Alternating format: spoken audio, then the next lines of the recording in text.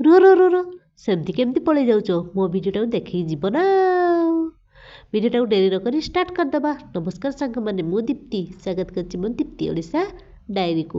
ଆଜି କ'ଣ ବନେଇବାକୁ ଯିବା ସାଙ୍ଗମାନେ, ଆପଣ ଦେଖିପାରୁଥିବେ ଏଇଟା କ'ଣ ଆରିସା ପିଠା ବା ଘିଅ ପିଠା ଆପଣମାନେ କ'ଣ କୁହନ୍ତି? ଆମ ଏରିଆରେ ତ ଘିଅ ପିଠା ବୋଲି କୁହନ୍ତି।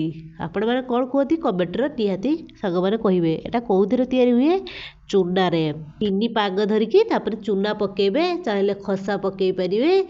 ପକାଇକି ଆପଣ ଗୋଳେଇବେ। ଗୋଳେଇ ସାରିଲା ପରେ ଟିକେ ନରମ ଥିବ ପାଗକୁ ଆପଣ ନେଇକି ଛୋଟ ଛୋଟ ଗୋଳା କରିକି ଦୁଇ ହାତର ଚାପିଦେବେ, ମାନେ ଗୁପଚୁପ୍ ପରିକା ଆଉ କରିକି ଆପଣ ଏଠି ତେଲ ଗରମ କରିବେ। ତେଲ ଗରମ କରିସାରିକି ଗୋଟେ ଗୋଟେ ପକାଇବେ। ଦେଖିବେ ଆପଣ କେତେ ସୁନ୍ଦର ଭାବରେ ଇଏ ଫୁଲିବ। ଫୁଲିକି ତାର ଆପେ ଉପରକୁ ଉଠିବ, ତେଲରେ ଭାସିବ। ଭାସିଲା ପରେ ଏପଟ ସେପଟ କରିଦେବେ। ଦେନ୍ ଆପଣଙ୍କର ରେଡ଼ି ହେଇଯିବ ଘିଅ ପିଠା। ଆପଣମାନେ ସାଙ୍ଗମାନେ ଏମିତି କେବେ ତିଆରି କରିଛନ୍ତି ତ? ଯଦି କରିଛନ୍ତି କମେଣ୍ଟରେ ନିହାତି କୁହନ୍ତୁ। ଏଇ ପିଠାଟିକୁ କାହାକୁ କାହାକୁ ପସନ୍ଦ ଲାଗେ ଆପଣ କମେଣ୍ଟ କରିବେ। ତ ଆପଣ କେଉଁ ଚିନିରେ କରନ୍ତି ଆପଣ ଟିକେ କମେଣ୍ଟ କରିବେ। ସଫା ଚିନି ବି ହେଇପାରିବ, ବଡ଼ ଚିନିରେ ବି ହେଇପାରିବ।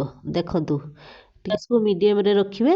ଦେନ୍ ବେଶୀ ଲୋ କରିବେନି କି ବେଶୀ ହାଇ କରିବେନି, ହେଲା କି। ଆପଣ ତାପରେ ହେଇଗଲା ପରେ ଦୁଇ ସାଇଡ଼୍ରୁ ଆପଣ ତାକୁ ବାହାରକୁ ଖୋଲିଦେବେ।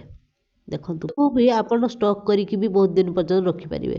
ହଉ ସାଙ୍ଗମାନେ, ମୋ ଭିଡ଼ିଓଟି କେମିତି ଲାଗିଲା କମେଣ୍ଟରେ ନିହାତି କହିବେ। ଭିଡ଼ିଓଟି ଯଦି ଭଲ ଲାଗିଥାଏ ଲାଇକ୍ ସେୟାର କମେଣ୍ଟ ସବସ୍କ୍ରାଇବ୍ ନିହାତି କରିବେ ସାଙ୍ଗମାନେ। ଜମାରୁ ଭୁଲିବେନି। 1K ସବସ୍କ୍ରାଇବ୍ ହେବାକୁ ଆଉ କେତେ ବାକି ଅଛି ଆପଣମାନେ କମେଣ୍ଟ କରନ୍ତୁ। ରହୁଛି ସାଙ୍ଗମାନେ, ଜୟ ଜଗନ୍ନାଥ।